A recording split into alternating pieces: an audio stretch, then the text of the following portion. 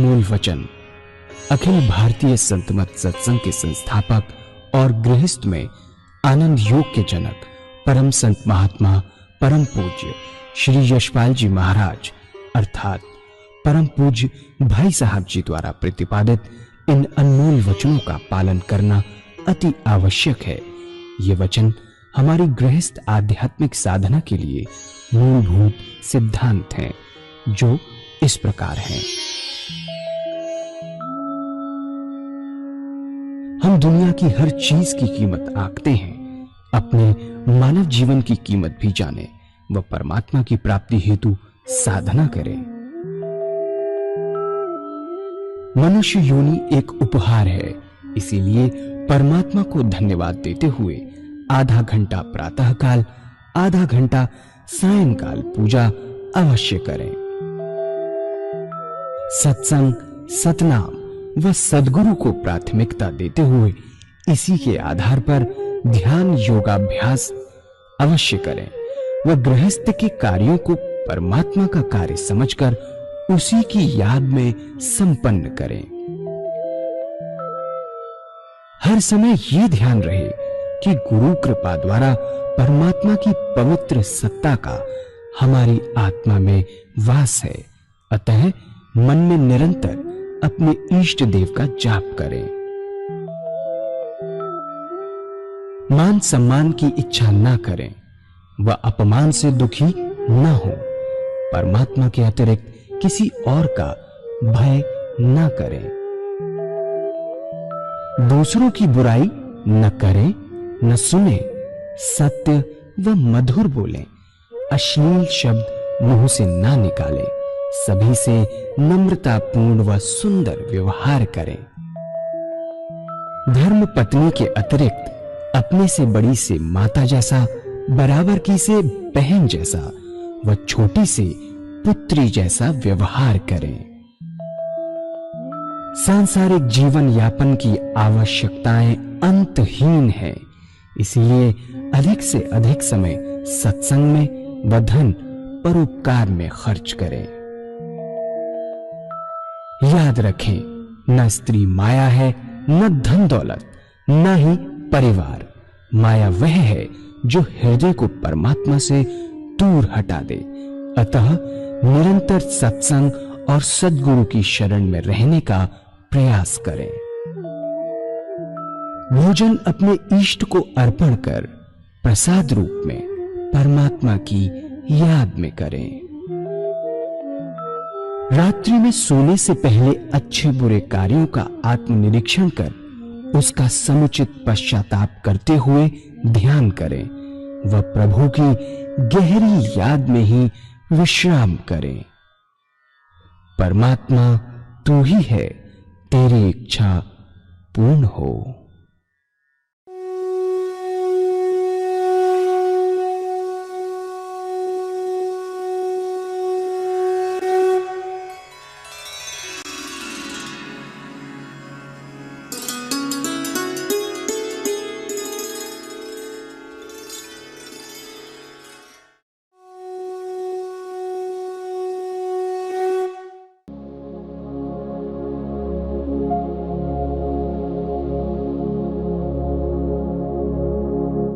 जय सद्गुरुदेव जय पद शरणं श्रेयस्वरूप चरणों शरणं।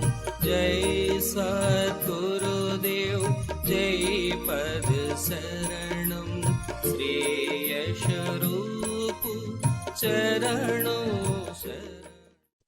हमारे यहाँ दो चीज है, बताते भी हैं और साथ साथ कराते भी हैं। ध्यान अपने इष्ट देव का, और आजकल बहुत चल रहा है नाम जपो नाम जपो। जब नाम जपना डीप हो जाता है तब मेडिटेशन स्टार्ट होता है, तब तक नहीं होता। भजन मंडलियां पे 3 बैठी हुई हैं, होता है क्या, अगर 2 घंटे आपने भजन किया, लगे हुए हैं। बहुत से भाई लोग होते होंगे जिनका गला सूख जाता होगा, गले से आवाज नहीं निकलती होगी, पर लगता है कि चल रहा है। वो स्टेज हमको लानी है। अपनी जिंदगी के अंदर, कि हम बैगर करते हुए भी ये महसूस करें कि चल रहा है। ध्यान, उसको ध्यान बोलते हैं, मेडिटेशन। तो जिसे हम सन्यास मार्ग कहते हैं, और ये रास्ता बहुत पुराना है, कोई नया नहीं। हमारे देश में बहुत ऊंचे ऊंचे सन्यासी हुए जिन्होंने समय समय पर आकर देश और धर्म की रक्षा की। नीति का रास्ता छोटा है और इसमें समय ही बहुत कम लगता है। जो नीति का रास्ते का साधक है वो हर चीज को छोड़ता चला जाता है, दुनिया के सारे काम उसके लिए समाप्त हो जाते हैं। यदि ऐसा साधक सच्चे हृदय से परमात्मा में लगे तो कोई वजह नहीं कि उसे अपने रास्ते पे सफलता प्राप्त न होती है। लेकिन ये कह देने से कि रास्ता छोटा है, कोई भाई मान ना ले और अपना ना ले, दोनों ही चीजें हैं। इस रास्ते में कूदना पड़े, इस रास्ते में बहुत कठिनाइयां जो मैं आपके सामने रखूंगा। सबसे बड़ी कठिनाई क्या है कि शरीर से त्याग करना आसान है, त्याग कर दिया, छोड़ दिया। लेकिन सच्चा संन्यास जब तक प्राप्त नहीं होता जब तक मन से त्याग नहीं हो जाता। मन, शरीर और मन से त्याग नहीं हो जाता। मुझे इस विषय पर अपने सदगुरुदेव का एक सुंदर अनुभव याद होया जो मैं आपके सामने रखूंगा समझने के लिए। एक बार वो जबलपुर से मुरादाबाद जा रहे थे, रास्ते में प्रयागराज का स्टेशन पड़ा। उन दिनों कुंभ का मेला लगा हुआ था। जब गाड़ी प्रयागराज स्टेशन पर पहुंची तो देखा स्टेशन पर काफी भीड़ है। ये भीड़ एक महात्मा जिनको अवधूत कहते थे छोड़ने आई हुई। गाड़ी आई, जय जयकार हुआ, गले में हार डाले गए। इत्फाक से परमात्मा की कृपा से जो महात्मा थे उसी डिब्बे में चढ़े जिसमें इसके सदगुरुदेव जी बैठे हुए थे। आपके सामने की बर्थ खाली थी, उसी पर आके विराजे, आराम से बैठे। जब गाड़ी चली और कुछ आगे चली तो उनके साथ बातचीत शुरू हुई और गुरुदेव जी ने एक प्रश्न किया उनसे कि महाराज आपको सन्यास लिए कितना समय हो गया? उत्तर मिला 14 वर्ष। और बड़े जोर से कहा उन्होंने कि 14 वर्ष हो गए। इसी के साथ साथ दूसरा प्रश्न किया कि महाराज आप बाल ब्रह्मचारी हैं, जब सन्यास में तो गृहस्थी थे। बड़े प्यार से उन्होंने जवाब दिया कि मेरे स्त्री और 2 बच्चे थे जब मैंने गृहस्थ आश्रम को छोड़ के सन्यास आश्रम में प्रवेश किया। उसके बाद गुरुदेव जी ने उनसे प्रार्थना की कि महाराज वो एक प्रश्न और करना चाहते हैं, पर वो प्रश्न कुछ टेढ़ा है, लेकिन अगर आप पहले से क्षमा करें और ये सांत्वना दें कि इस टेढ़े प्रश्न से आप नाराज नहीं होंगे तो प्रश्न किया जाए, अन्यथा नहीं। आगे कहा कि आप किसी के हृदय को दुखाना नहीं चाहेंगे। महाराज जी चुप हो गए और ध्यान में चले गए। कुछ देर बाद बोले कि आप कुछ पूछना चाहते थे, पूछा नहीं। फिर आपने अपनी बात दोहराई कि महाराज यदि आप टेढ़े प्रश्न से नाराज ना हो तभी किया जाए, अन्यथा नहीं। और साथ में कहा कि मैं आपके हृदय को दुखाना नहीं चाहूंगा। महाराज जी चुप हो गए। थोड़ी देर बाद बोले कि आप कुछ पूछना चाहते थे, पूछा नहीं। तब गुरुदेव ने तीसरा प्रश्न किया और ये था, क्या अभी भी आपको अपने 20 बच्चों की याद आ जाती है? यह प्रश्न सुनकर वो खामोश हो गए और ऐसा महसूस हुआ कि ध्यान में चले गए। कुछ समय बाद आंखें खोली और ये कहा कि बच्चा सत्य यही है कि आज भी मुझे अपने 20 बच्चों की याद आ जाती है, और खासकर जब मैं अपने गांव के पास से निकल जाता हूं जहां का मैं रहने वाला हूं, ये याद बिल्कुल ताजा हो जाती है कि ये मेरे बच्चे, ये मेरा मकान, ये मेरी दुकान, ये मेरा खेत, ये मेरी बीवी, ये मेरे बच्चे। अब बच्चे बड़े हो गए। वो बहुत ऊंचे सन्यासी थे, अवधूत थे, इसमें कोई शक नहीं। क्यों? रीजन है कि सन्यास लेती ही आश्रम बदल जाता है और सन्यास के अपने यम नियम है। ना उसका कोई बीवी, ना बच्चा, ना खेत, ना मकान, शरीर से त्याग हो गया। लेकिन मन से त्याग करने में बड़ा समय लगता है। दूसरी बात क्या है कि त्याग का बड़ा अहंकार होता है, बहुत जबरदस्त। हम गृहस्थी लोग कभी कभी संसार से दुखी हो जाते हैं और अपना दुख सन्यासियों के पास जाकर कहते हैं कि महाराज हम दुखी हैं, मन में शांति नहीं, मन में चैन नहीं, कोई उपाय बतलाइए कि मन को शांति मिले। और ये उपाय भी बतलाते हैं। ऐसी बात नहीं, कहते हैं कि ईश्वर को याद करो, परमात्मा का ध्यान करो, इसी से सच्चा सुख और शांति मिलेगी।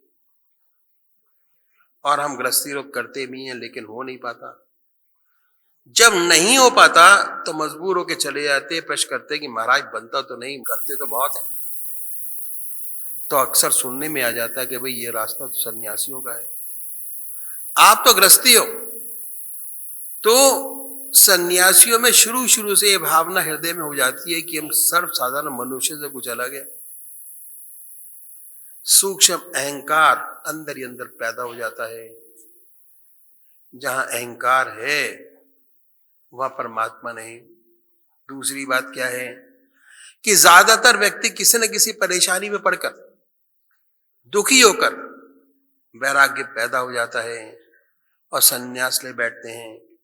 सन्यास के अपने यम नियम है, कठोर तपस्या, ब्रह्मचर्य, आसन की सिद्धि, प्राणायाम। बहुत से लोगों से तो ये बनता नहीं, और जिनसे बनता है वे कठोरता से अपने मन को साधते हैं। इस अभ्यास में दबाव रहता है और दबाव के कारण बहुत सी रिद्धियां सिद्धियां प्राप्त हो जाती हैं किसी को। तो ऐसे महात्मा जब संसार में आते, संसार की सेवा करने के लिए, उनके काम, क्रोध, लोभ, मोह और अहंकार ये दुश्मन है इस रास्ते के, ये दुश्मन है।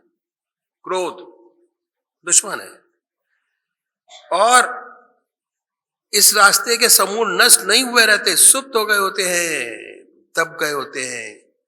अभ्यास के प्रेशर से ऐसा मालूम होता है कि इन पर काबू हो गया, वास्तव में हुआ नहीं होता।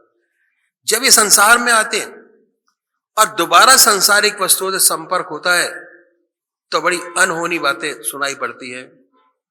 तो वजह यही है कि जब तक परमात्मा की सच्ची प्राप्ति नहीं होती तब तक काम, क्रोध, लोभ, मोह, अहंकार से छुटकारा नहीं मिलता। जिन्हें प्राप्ति हो जाती है ये उनका नियंत्रण हो जाता है, उनके मित्र बन जाते हैं। ऐसा कोई उच्च कोटि का विरला होता है जो ऐसा होता है, उस संसार का बड़ा कल्याण करता है, संसार से उसे बड़ा लाभ होता है। तो इस अभ्यास में दबाव है, प्रेशर है, और दबाव के कारण जैसे किसी आप स्प्रिंग को दबा कर रखे, जब तक दाबे हैं, दबा है, हाथ से छूटा कहीं पर भी मार कर सकता है, माथे पर लग जाए, मुंह पर लग जाए, बिल्कुल यही दशा होती है। और हर दबाव का रिएक्शन साथ साथ सामने जाता है। ये सारी बातें, इन सबको सोच समझकर सन्यास के रास्ते में कदम रखना चाहिए। और जिन लोगों ने गृहस्थ आश्रम में प्रवेश कर गए हैं उन्हें तो सन्यास की बात कभी नहीं सोचनी चाहिए। करोड़ पीछे एक दो नजर आते हैं, जैसे महात्मा बुद्ध जो गृहस्थी थे, संसार छोड़ के चले गए, ईश्वर को प्राप्त किया, लेकिन 1000 पीछे 999 असफल होते। न दुनिया रहती है न दीन, बहुत प्रॉब्लम है। ऐसी बहुत सी घटनाएं सेवक के सामने आई, सब में असफलता, न इधर का रहा न उधर का। सर्विस में था, सर्विस छोड़ी, सन्यास लिया, आगे करे क्या? वापस गृहस्थ के अंदर आया, जिस पोस्ट पर था वो पोस्ट मिली ही नहीं, कैजुअल की पोस्ट पर उसने काम किया, उसके बाद उसको वहां से भी निकाल दिया गया। बड़ी प्रॉब्लम आती है।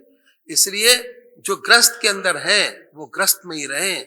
इस बात को कभी दिमाग में न डालें कि हम संसार छोड़ के अलग बैठ के पूजा पाठ कर लेंगे, नहीं होता किसी हालत में भी। तो बात अलग है। और ऐसी हमारी धारणा हो गई है कि हम गृहस्थियों के पास कोई रास्ता नहीं। बहुतों की धारणा है क्या कि 55 से 58 साल तक तो अपना काम करें, और 58 साल के बाद जब रिटायर हो जाएंगे तब भगवान का नाम लेंगे, बहुत बड़ी भूल है। 58 साल के बाद रिटायर हो जाने पर कुछ नहीं होता, फिर भगवान का नाम नहीं लिया जा सकता। आदतें इतनी मजबूत हो जाती हैं कि उन्हें बदल नहीं सकते। शरीर भी जवाब देने लगता है कि आप बैठ नहीं सकेंगे, ध्यान करने की बात तो अलग रही। तो क्या है, ये बहुत गलत है कि अधिकतर लोगों की ये भावना है कि 58 साल के बाद पूजा पाठ करेंगे, परमात्मा का नाम लेंगे। अभी से क्या करना भगवान का नाम लेकर, बहुत गलत है, बहुत गलत है। फिर नहीं होगा, वो कुछ बनेगा, आज बनेगा, अभी बनेगा। तो ये रास्ता ये बहुत पुराना है, जिसे हमने भुला दिया। आपने राजा जनक का नाम सुना होगा। राजा जनक को विदे कहते थे। इतना बड़ा महात्मा, कितना बड़ा ब्रह्मज्ञानी हुआ। उसके जमाने के मैं ऋषि अपने शिष्यों को उनके पास भेजते थे परीक्षा के लिए कि अगर राजा जनक कह दे कि ब्रह्मज्ञानी है, नहीं तो नहीं। ये है, वह राजा था और राज का कितना भार उनके ऊपर था, कितनी जिम्मेदारियां उनके ऊपर थी। उन सब जिम्मेदारियों को निभाते हुए, इतना बड़ा राजपाट करते हुए, इतना बड़ा ब्रह्मज्ञानी हुआ कि उसके जमाने के मैं ऋषि अपने शिष्यों को उनके पास भेजते थे। जब एक राजा ब्रह्मज्ञानी हो सकता है, तो हम आप क्यों नहीं हो सकते? जरूर हो सकते हैं। गांठ लगा लीजिए, जो वो हो सकते हैं हम भी हो सकते हैं, बहुत आराम से। तो ये रास्ता बहुत पुराना है जो मैं आपके सामने रखूंगा। इसे कहते हैं इति मार्ग। इस रास्ते में अपने जीवन में एक चीज बढ़ाते हैं, घटाते नहीं, कोई चीज नहीं घटाते। जो आज आपकी जिंदगी है वैसी की वैसी जिंदगी लगेगी, उसमें आप सिर्फ एक चीज बढ़ाएंगे। वो क्या है? वह परमात्मा का नाम, भगवान का नाम। और परमात्मा का नाम एक ऐसी बड़ी ज्योति है, अगर सच्चे तरीके से अपने मन में आ जाए तो अंधेरे को अपने आप दूर करती चली जाती है। लाइट आई, अंधेरा गया।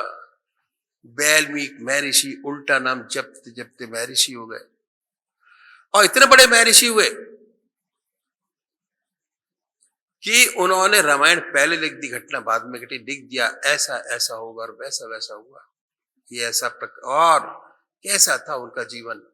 बहुत साधारण जीवन था। और उल्टा नाम जपते जपते उनके जब जीवन में परिवर्तन आया तो उल्टा नाम जपते जपते इतने ऊंचे महर्षि हुए कि रामायण पहले लिख दी, घटना बाद में। तो ऐसा प्रकाश है, ये राम नाम का ऐसा उजाला है, अगर हृदय में जागृत हो जाए तो अंधेरे को अपने आप दूर करता चला जाता है। तो आज आपकी जिंदगी में एक चीज बढ़ाइए, बस कुछ नहीं करना। इस रास्ते पे चलने वाले जो हमारे सदगुरु हुए, एक के पीछे एक, उन्होंने परमात्मा को पाने के लिए, जीवन मुक्त अवस्था प्राप्त करने के लिए बहुत कष्ट उठाए। उनकी जिंदगी बड़ी कठोर की थी और बड़ी कठिनाइयों में रहते हुए, क्योंकि गृहस्थी थे। ऐसी केवल उन्होंने इस विद्या को प्राप्त नहीं किया, बल्कि हमारे लिए गुर छोड़ गए। अपनी जिंदगी में जीवन मुक्त अवस्था प्राप्त की। जीवन मुक्त अवस्था प्राप्त करना हमारा लक्ष्य है, चाहे हम सन्यासी हों, चाहे गृहस्थी हो, चाहे किसी भी तरीके से हम जीवन मुक्त अवस्था क्यों ना प्राप्त करें। ज्ञान मार्ग से, कर्म से, ध्यान से, संन्यास से, गृहस्थ से जीवन मुक्त अवस्था प्राप्ति प्राणी में दो बात विशेष पैदा हो जाती है। पहला, निरंतर परमात्मा की याद, निरंतर, पहली निरंतर भगवान का ध्यान निरंतर बना रहता है। चलते फिरते, खाते पीते, सोते जागते, संसार का हर व्यवहार करते ईश्वर की याद बनी रहती है। और दूसरी बात क्या है कि उसके कर्म जो है, कर्म निष्काम कर्म हो जाते हैं, अहम निकल जाता है। ये दो बातें उसे स्थिर पे कही है, जीवन मुक्त कही है, पैदा हो जाती हैं। अब देखना ये है कि इसी दुनिया में रहते हुए, इसी दुनिया के सब काम करते हुए कैसे 24 घंटे का ध्यान बने, लक्ष्य 24 घंटे का ध्यान बने, कैसे उस परमात्मा का ध्यान बने, कैसे निष्काम कर्म करने की आदत बन जाए। इन संतों ने, सदगुरुओं ने, जिन्होंने अपने जीवन काल में जीवन मुक्त अवस्था प्राप्त की, हमारे लिए एक रास्ता छोड़ गए। इन गुरुओं को अपनाएं तो हमारा रास्ता बहुत आसानी से तय हो जाए। हर व्यक्ति अपनी संतान के लिए गुर छोड़ जाता है। एक व्यापारी है, अपनी संतान के लिए गुर छोड़ जाता है, उसकी संतान को अधिक कष्ट नहीं उठाना पड़ता। एक डॉक्टर है, उसका लड़का डॉक्टर है, तो वह उसके लिए गुर छोड़ जाता है। उसके लिए उसको अपना क्लिनिक चलाने में दिक्कत नहीं आती। इंजीनियर है, अपने बच्चों को गुर छोड़ जाता है। इसी तरह हमारे सिलसिले के जो संत महात्मा हुए गुर छोड़ गए कि हमें कैसे 24 घंटे का ध्यान प्राप्त हो। इन गुरुओं को अगर आप अपनाएंगे आपको विशेष लाभ होगा। इन सदगुरुओं ने 24 घंटों को 3 भागों में बांटा। साधना का पहला स्टेप पूरा कर लेने से 8 घंटे आपके अपने हो जाएंगे। साधना का दूसरा स्टेप पूरा करने से 16 घंटे आपके अपने हो जाएंगे। साधन का तीसरा स्टेप पूरा करते निरंतर 24 घंटे परमात्मा की याद बनी रहेगी और निष्काम कर्मता अपने आप आ जाएगी। अभी मैं आपके सामने 8 घंटे कैसे बने इसके बारे में आपको बताऊंगा। पहली बात संतों ने बताई कि परमात्मा ने बड़ी असीम दया कृपा कर कर को मनुष्य योनि प्रदान की है। ये सबसे बड़ी देन है। मनुष्य योनि एक ऐसी योनि है जिसमें परमात्मा ने विवेक बुद्धि दी है, कर्म करने की स्वाधीनता दी है। बाकी 84 लाख योनियां भोग योनियां हैं। बड़ी दया कृपा कर कर हमको ईश्वर ने मौका दिया और इसका पूरा पूरा लाभ उठाना चाहिए। कहा है बड़े भाग्य मानुष तन पावा, सुर दुर्लभ सब ग्रंथन गावा, साधन धाम मोक्ष कर द्वारा, पाए न जहीं परलोक सवारा। मनुष्य योनि जो बड़े भाग से मिली है, जिसके लिए देवता भी तरसते हैं। मनुष्य योनि एक ऐसा साधन का क्षेत्र और मोक्ष का दरवाजा है। इसी में परमात्मा ने विवेक बुद्धि दी है, कर्म करने का अधिकार दिया है। अगर हम प्रतिशील हों उस परम पिता परमात्मा को प्राप्त कर सकते हैं।